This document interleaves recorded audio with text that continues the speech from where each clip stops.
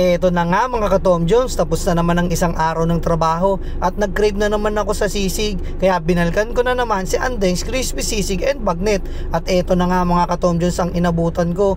Pila, akala mo may paayuda si Mayor, buti na lang talaga umabot pa.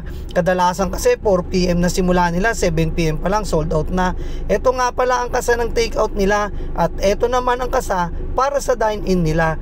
At syempre, ang order ko, ang paborito at binabalik-balikan ng lahat, ang mixed crispy sisig and bagnet na merong suka na hindi pa basta-basta ang timpla mga ka-Tom Jones. Tamis, asim at kagat ng sili, maisasabaw mo sa kanin. Kaya eto mga ka-Tom Jones, bagnet, carbon check.